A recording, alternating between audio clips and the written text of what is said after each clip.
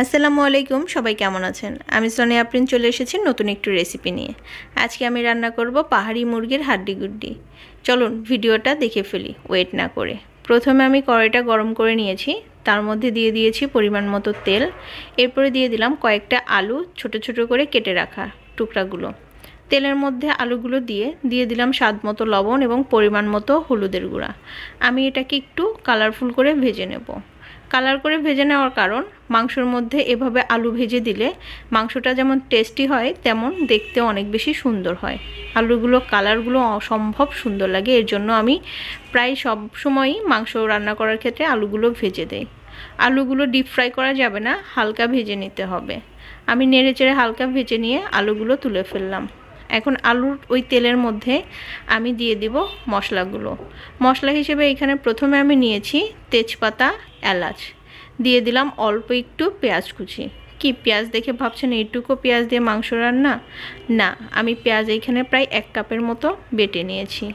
এইখানে আমি 1 কাপের মতো এখন বাটা পেঁয়াজ অ্যাড করে দিলাম। সাথে দিয়ে দিয়েছি গরম মশলা বাটা, আর এলাচও দিয়ে দিয়েছি 2টা। গরম মশলা ঘরে যেগুলো থাকে সেগুলোই, এলাচ, দারচিনি, লং, গোলমরিচ এইগুলোই দিয়েছি। দিয়ে দিলাম এইখানে প্রায় 2 টেবিল চামচের মতো কাঁচামরিচ বাটা। দিয়ে দিলাম 1 চা চামচের মতো ধনিয়ার গুঁড়া, পরিমাণ মতো হলুদের গুঁড়া আর অল্প একটু লাল ঝাল মরিচের গুঁড়া।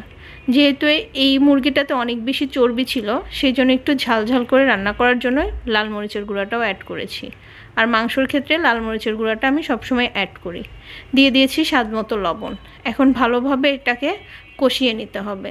তবে মশলা কষানোর জন্য অবশ্যই পানি অ্যাড করতে হবে, তা না হলে নিচে দিয়ে লেগে গেলে স্মেলটা খারাপ আসবে।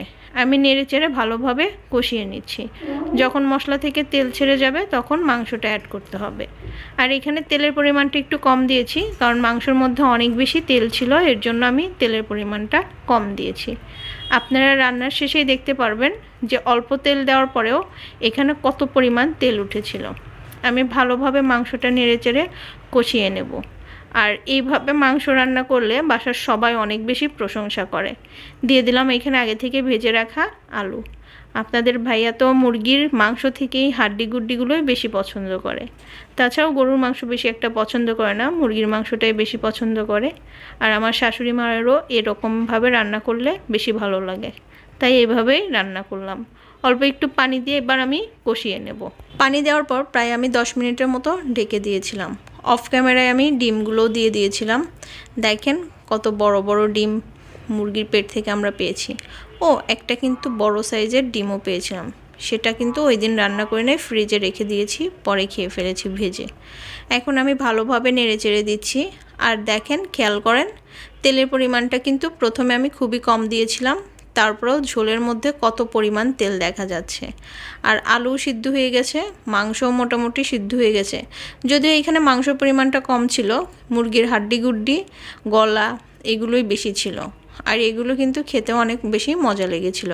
একটু ঝাল ঝাল করে রান্না করলে খেতে কিন্তু অনেক বেশি মজা লাগে। অনেকে এগুলো ফেলে দেয়, ফেলে না দিয়ে এভাবে রান্না করতে পারেন। আমি কিন্তু মুরগির কোনো অংশই ফেলে দিতে পছন্দ করি না। এই তো নেড়েচেড়ে নিচ্ছি।